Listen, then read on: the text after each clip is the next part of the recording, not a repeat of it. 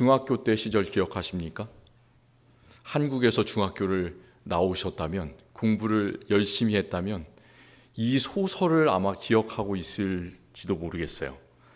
중학교 교과서에 유독 많이 실리던 소설이 하나 있었습니다.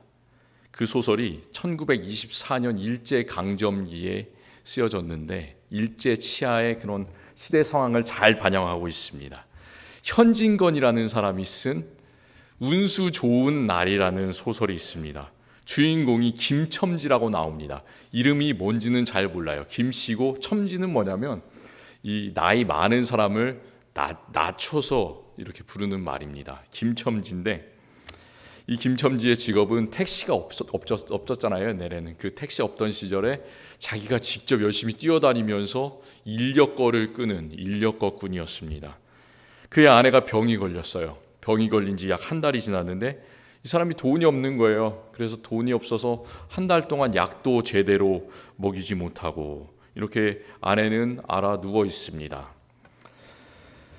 모처럼 돈을 벌었어요. 그래서 돈을 벌어서 그걸로 곡식을 샀습니다. 흰 쌀밥을 산 것이 아니라 조를 샀어요. 조를 사서 밥을 먹었는데 아내가 그 지은 밥을 먹다가 어떻게 됐을까요? 또 갑자기 체했죠. 그래서 더 심하게 알아 눕게 됩니다. 그리고 며칠 후에 비가 주럭주럭 이렇게 내리는 날인데 그날따라 이 김첨지는 아내가 유독 가지 말라, 일하지 말아라 이렇게 말리는데도 불구하고 그 병든 아내를 두고 돈을 벌러 나왔습니다. 그날따라 어떤 일이 생겼을까요? 유독 손님이 길거리에 많았어요. 그래서 돈을 오늘은 참 많이 벌었습니다. 요즘 한국 돈으로 하면 그 당시 돈으로는 약 30원이라고 그래요. 30만 원을 요즘 돈으로는 번 거예요. 30만 원. 그래서 일을 마치고 이제 집에 가는 길에 뭔가 그 마음속에 불안감이 이렇게 엄습해 오는 거예요. 그래서 그 불안함을 떨쳐버리고자 자기 친한 친구를 불러서 그를 만나서 술을 마시면서 시간을 보냅니다. 그래서 술을 취했습니다. 그런데 술 취하고 나서 아내가 했던 말이 기억하는 거죠. 설렁탕이 먹고 싶다. 그래서 그 먹고 싶다던 설렁탕을 사들고 집으로 터벅터벅 걸어갑니다. 집에 돌아가는데 어떤 일이 생겼을까요? 아내가 아무 반응이 없습니다.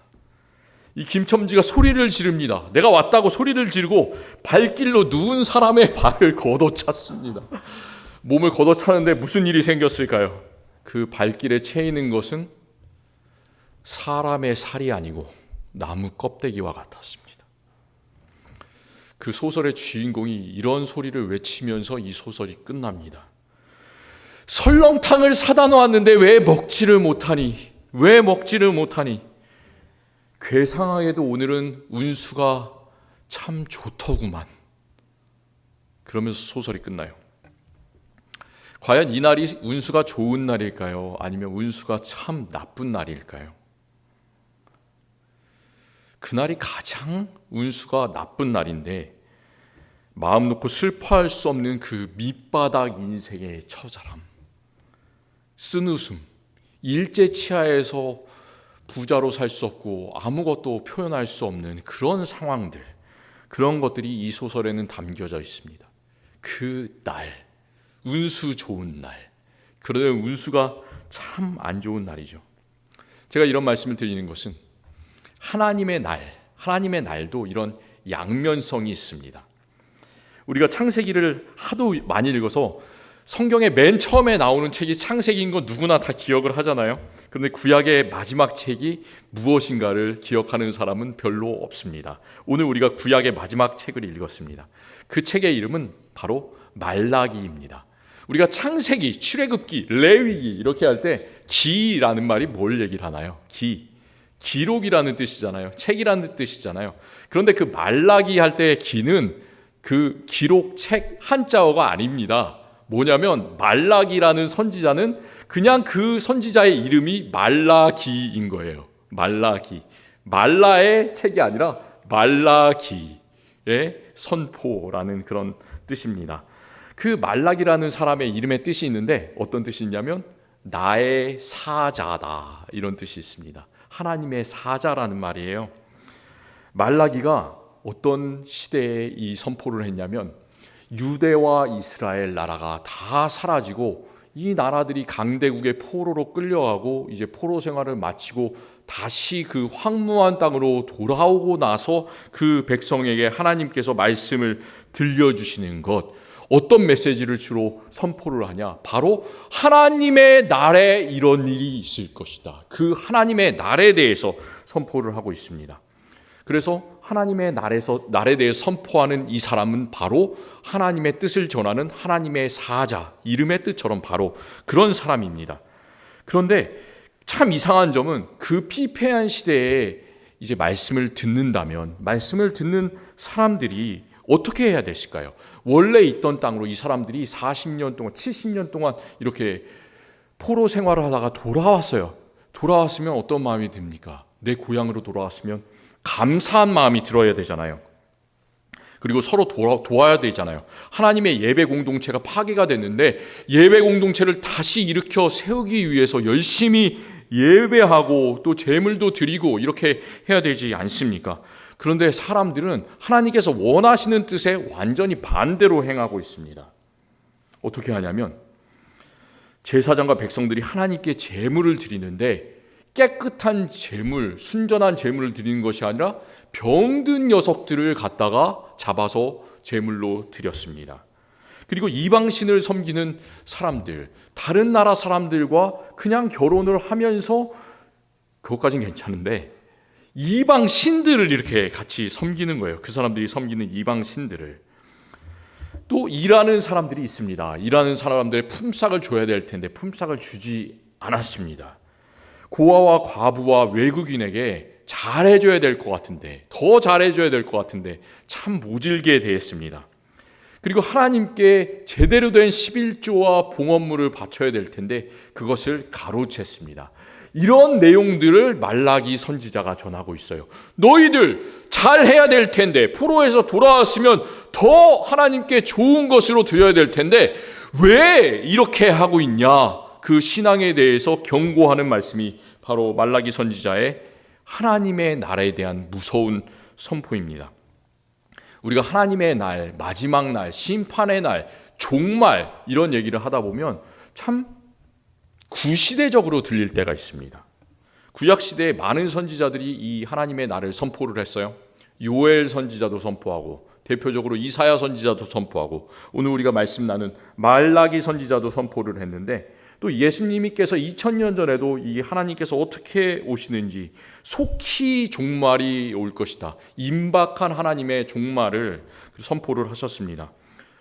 그런데 우리는 이렇게 생각하죠. 수천 년이 지난 다음에도 예수님께서 왜 오시지 않을까? 세상은 그대로 있는 것 같아. 이렇게 생각을 합니다. 그렇기 때문에 우리 그리스도인들은 마음에서 마지막 날에 하나님께서 예수 그리스도께서 구름을 타시고 영광 중에 오실 것이라는 그 기대는 점점 희미해져만 가고 어제 살아왔던 것처럼 오늘도 살아가고 오늘 살아가는 것처럼 내일도 살아가고 이런 식으로 어떻게 하면 우리가 우리의 힘으로 노력해서 좀 잘 살아볼까, 편안하게 살아볼까, 이 세상 중심으로 살아볼까 이런 데만 신경을 많이 씁니다. 어떻게 하면 우리의 힘으로 뭔가를 해볼까, 우리의 힘으로 교회를 좀 부흥시켜볼까, 이런 인간적인 생각이 하나님의 뜻을 생각하는 것보다 훨씬 더 우위에 놓여지는 그런 시대에 우리가 살고 있습니다. 그런데 우리가 기억해야 되는 것은 절대로 그 하나님의 날에 대한 기다림을 잊어서는 안 된다라는 사실입니다. 하나님의 날을 절대로 잊지 마세요. 우리가 이 세상을 편안하게 살고 하나님께서 언제 다시 오실지 알지 못하지만 그 날은 반드시 온다니까요. 그래서 그 날에 대한 기다림을 꼭 마음속에 간직하시고 오늘 당장이라도 내일 당장이라도 예수님께서 다시 오실 것을 준비하면서 사시는 저와 우리 성도님들이 꼭 되시기를 바랍니다. 하나님의 날은 우리가 만드는 날이 아니에요.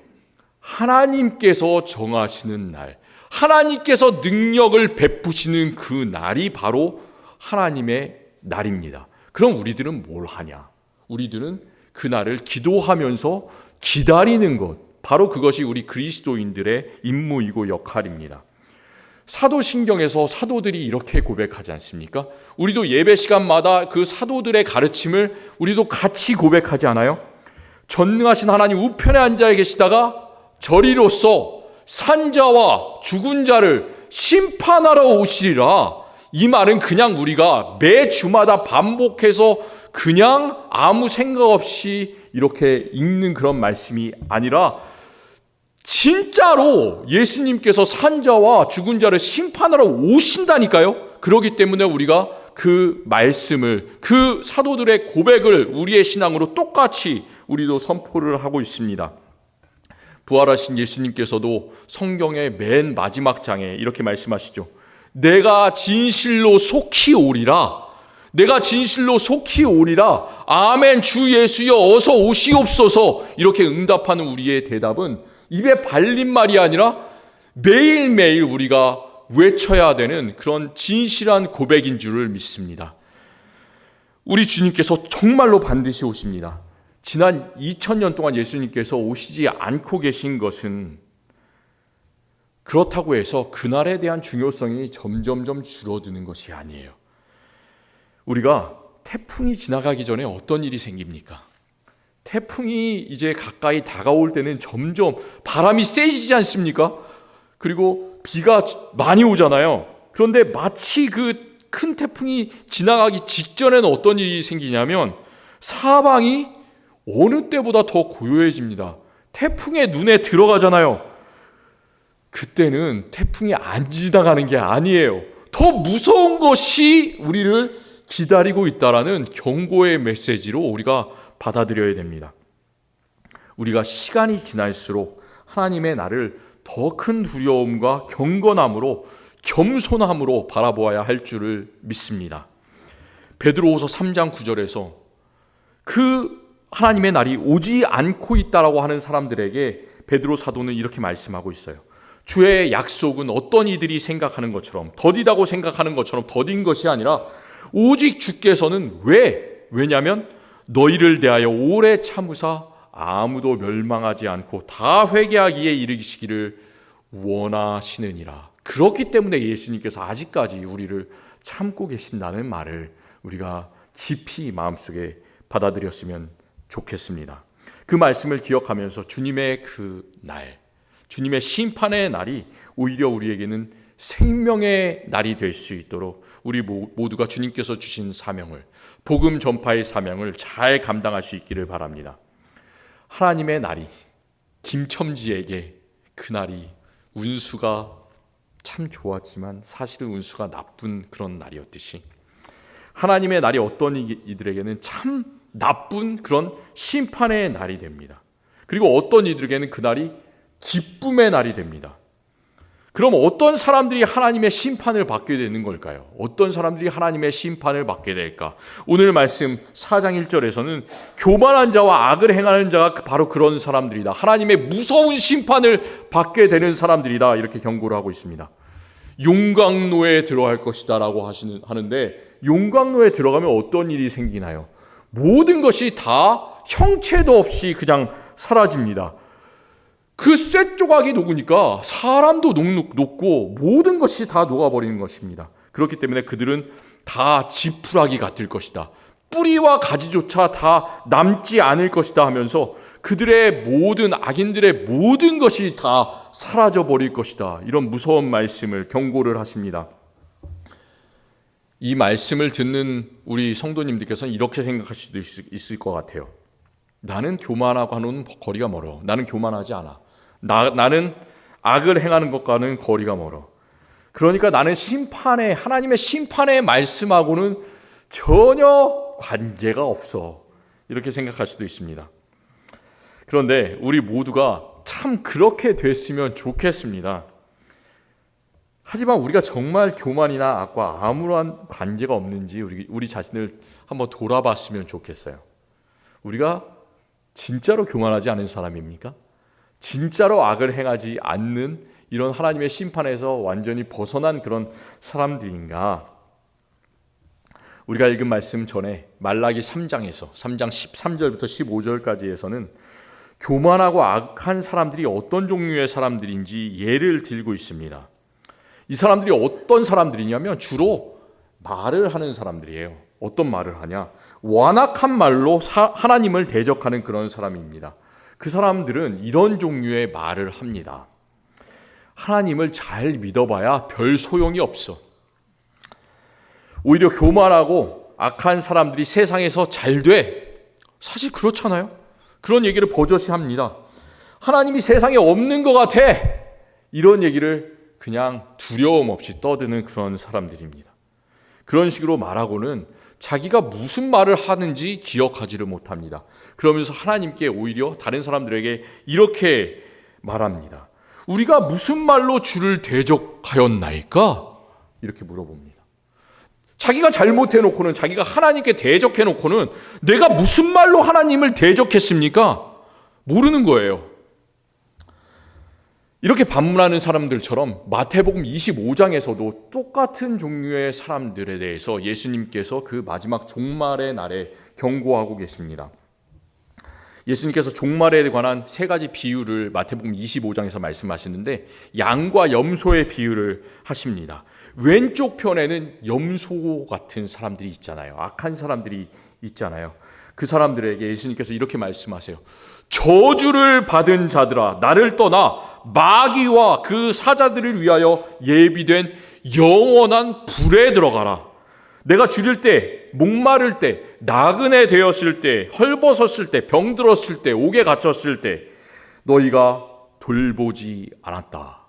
이렇게 말씀하세요. 그러니까 이 사람들은 자신들이 뭘 잘못했는지 알지 못하고 이렇게 예수님께 다시 반문을 합니다. 주여, 우리가 어느 때 주께서 줄이신 것이나 목마르신 것이나 나그네 되신 것이나 헐벗으신 것이나 병드신 것이나 옥에 갇힌 것을 보고 공양하지 아니하더이까. 이 사람들의 그 반문을 잘 생각해 보시기 바랍니다.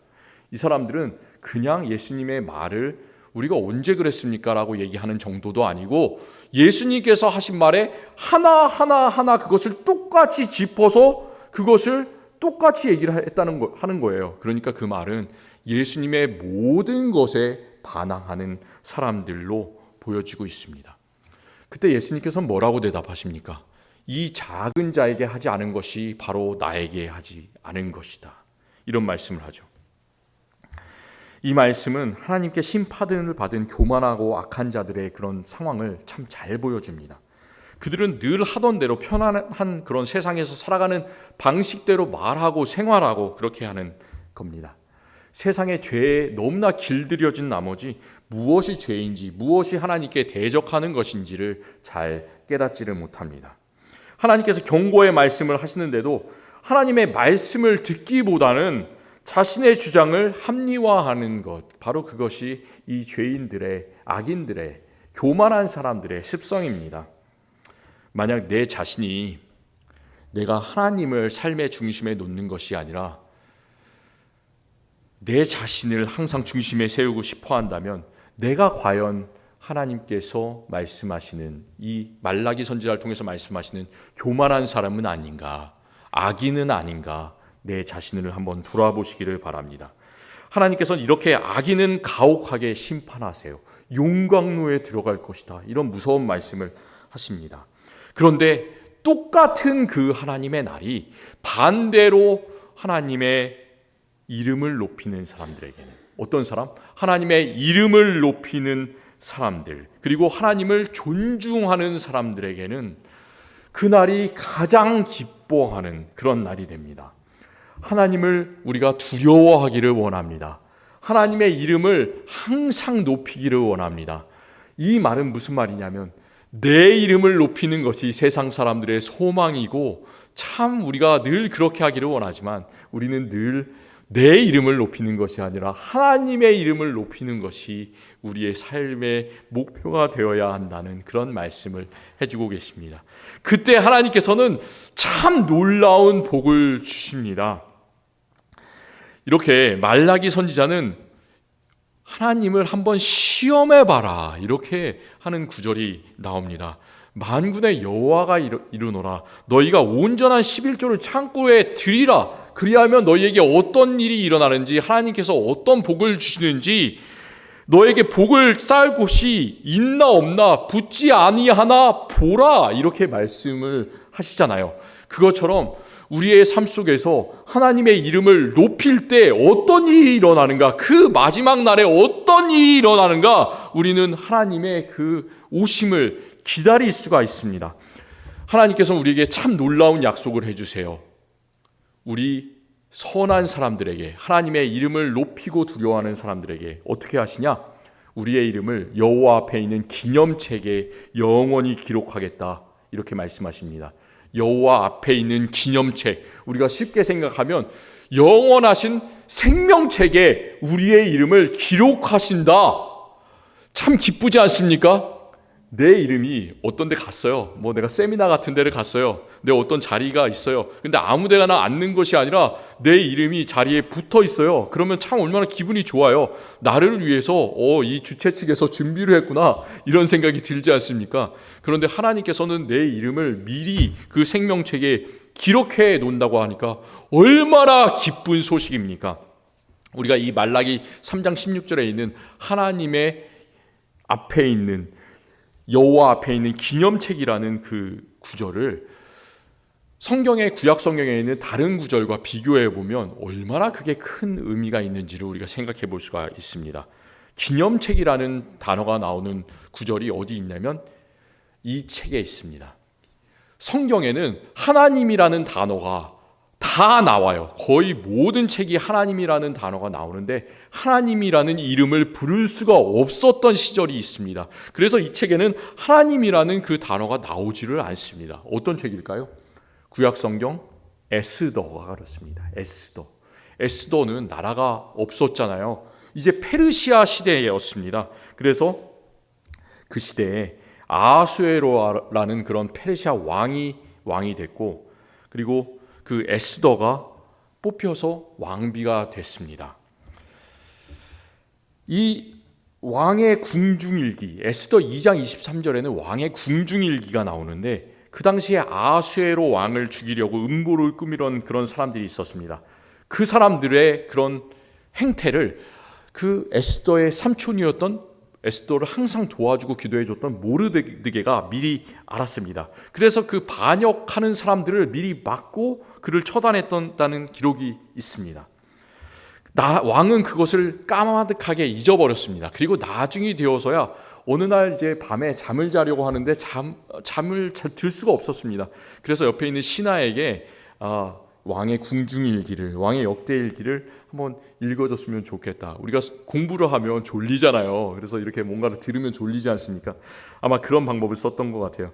그래서 그 왕의 역대일기를 왕이 듣는데 이 모르드게가 예전에 이렇게 반역하던 사람들을 처단했던 그 일을 읽은 거예요.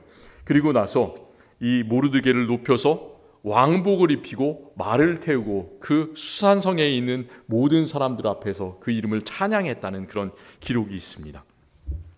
여기서 하나님 앞에 있는 그 기념책이라는 게 어떤 거랑 똑같은 거냐면 왕의 궁중일기, 왕의 역대일기랑 똑같은 그런 말입니다. 왜 그러냐면 이 왕의 역대일기는 왕만 찾아서 읽어볼 수가 있습니다.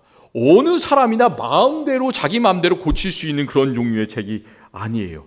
그 왕만 읽을 수 있고 왕만 고칠 수 있는 책. 하나님 앞에 있는 그 기념책도 그런 책이에요.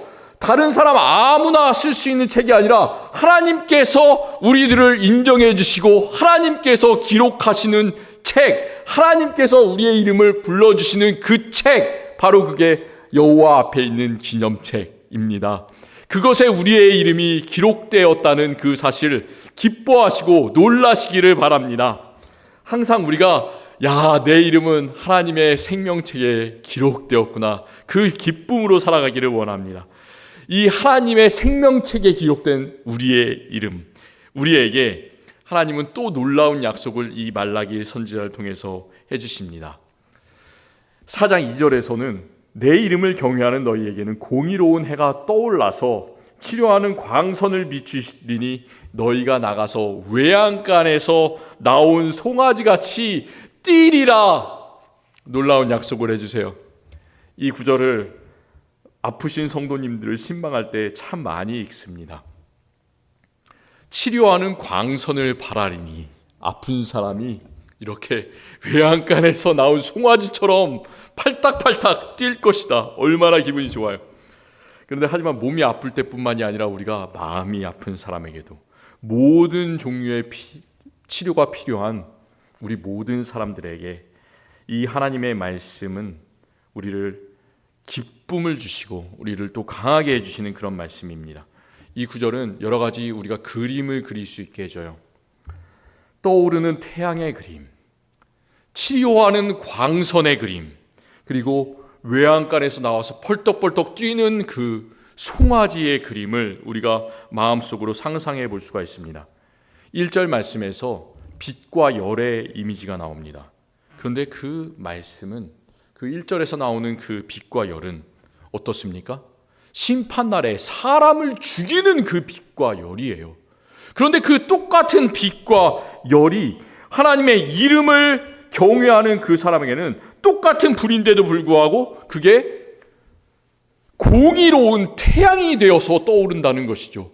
용광로에 들어가는 빛과 그 열을 경험하는 사람에게는 그냥 모든 것이 사라지는 그런 것이 되지만, 무서운 것이 되지만 하나님의 이름을 높이는 사람에게는 공의로운 태양이 떠오를 것이다.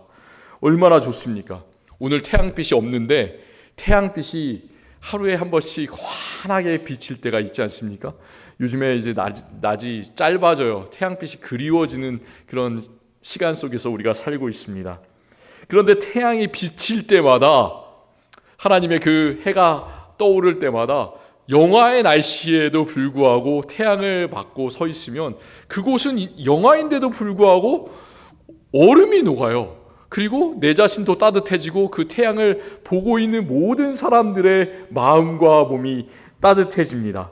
우리가 이 하나님의 놀라우신 공의로운 태양을 우리 마음속으로 가진 그런 사람들이 되었으면 참 좋겠습니다. 그래서 나도 따뜻해지고 나도 웃음이 나고 또 내 주변에 있는 그런 사람들도 우리 때문에 웃음이 나고 예수 그리스도의 그런 놀라운 보혈의 복음으로 채워졌으면 참 좋겠습니다.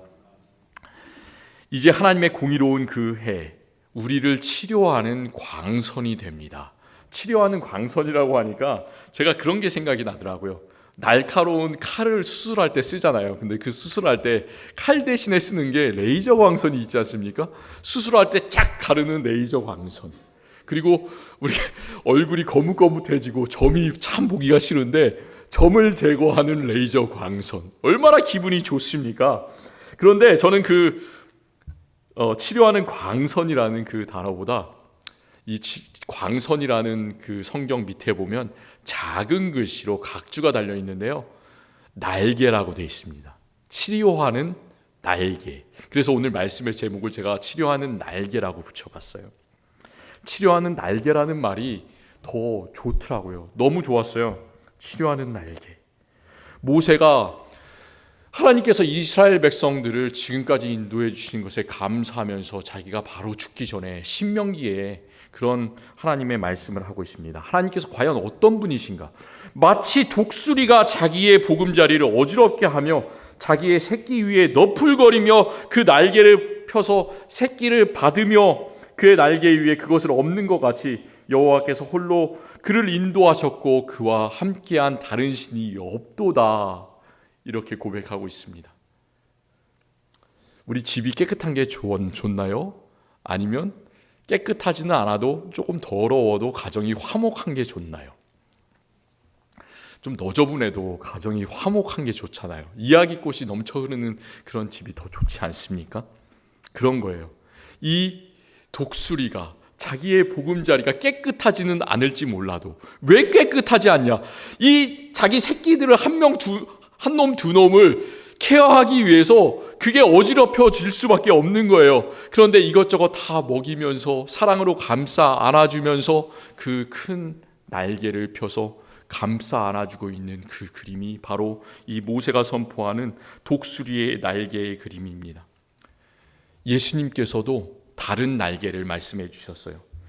예수님께서 얼마나 예수님께서 사랑하시는 사람들을 사랑하시는가를 이렇게 안타까운 말씀을 하시는데, 예수님께서 바로 죽기 전에 예루살렘 성전에 올라가셔서 그 성전을 바라보면서 탄식하면서, 그 사람들을 탄식하면서 이 말씀을 하세요.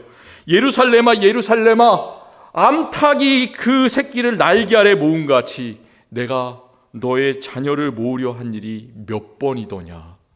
암탉, 날개는 독수리의 날개처럼 크지는 않을지라도 그 새끼들, 그 삐약삐약거리는 그 녀석들을 하나하나 먹이기 위해서 감싸 안아주는 암탉의 날개, 바로 그게 예수 그리스도의 하나님의 사랑의 날개라는 말입니다.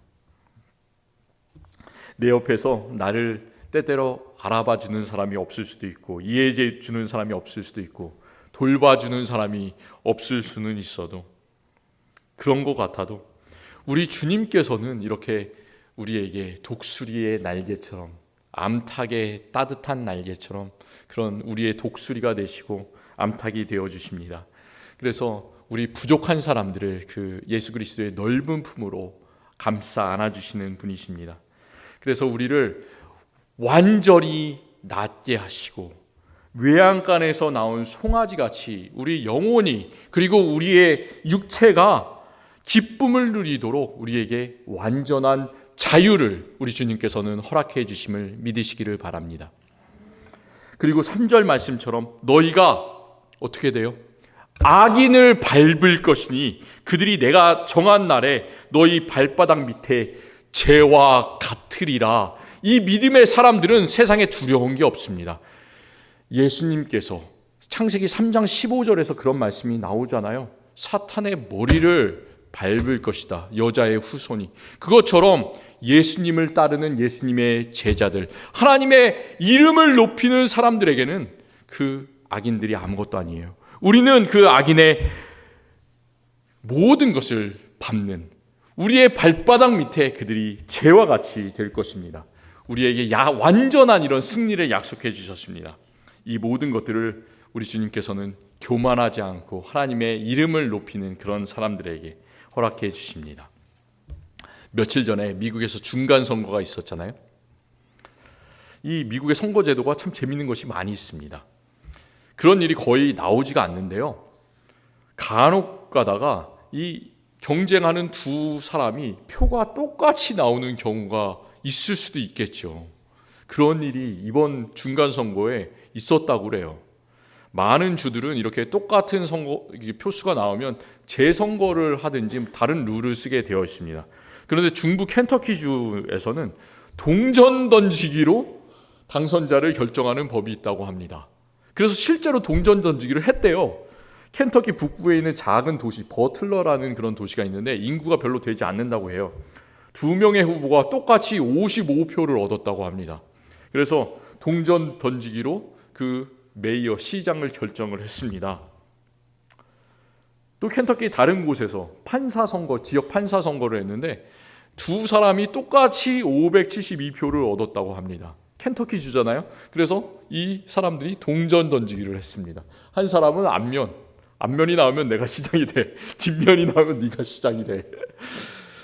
시장이 동전 던지기로 된 사람은 참 기분이 좋겠지만, 동전 던지기를 통해서 낙선이 된다면 그 사람의 마음은 어떨까요? 평생 기억이 나겠죠. 내가 이렇게 한 표만 더 얻었으면 시장이 될 텐데 동전 던지기 때문에, 그 운명의 장난 때문에 나는 시장이 되지 못했구나. 얼마나 억울하겠습니까? 우리도 똑같이 하나님의 날을 바라볼 수가 있습니다. 하나님의 날이, 이 동전 던지기가 참 무서운 것은 100번을 던지고 10,000번을 던지고 100,000번을 던져도 앞면이 나오든지 뒷면이 나오든지 합니다. 가운데 쓰는 경우는 있을까요? 단 한 번도 있을 수가 없습니다. 마찬가지로 이 하나님의 날은 악인에게는 심판의 날이 되고 하나님을 경외하는 자에게는 기쁨과 치유의 날이 됩니다. 하나님을 두려워하고 하나님의 이름을 높이시겠습니까? 아니면 악인이 되어서 영원한 그 불못으로 가시겠습니까? 우리는 하나님의 이름을 높이는 사람들이 되었으면 좋겠어요. 동전 던지기에 성공하는 사람들이 되었으면 좋겠습니다. 하나님의 이름을 높임으로 하나님의 그 영원한 기념책에 우리의 이름이 영원히 기록되고, 또 하나님께서 약속해 주신 그 치료의 날개 아래 거하는 저와 우리 모든 성도님들이 되시기를 기도드립니다. 하나님 감사합니다. 하나님의 날, 참 무서운 날이지만 주님의 이름을 높이는 우리들에게는 그날이 기쁨의 날이 되고 치유의 날이 될 줄을 믿습니다. 우리에게 많은 것을 약속해 주셨습니다. 너무나 좋은 것을 약속해 주셨습니다. 그날 우리가 외양간에서 나온 송아지 같이 되기를 원합니다. 치료하는 광선, 치료하는 날개가 우리들을, 하나님의 이름을 높이는 우리들을 감싸 안아주실 것을 믿습니다. 우리가 그 하나님의 나라에서 우리 모든 성도들과 함께 주님을 기쁨으로 높일 그 날을 기대합니다. 우리를 인도하여 주시고 우리가 하나님의 놀라운 선하심을 선택할 수 있는 우리들 되게 하여 주시옵소서. 예수 그리스도의 이름으로 기도드립니다. 아멘.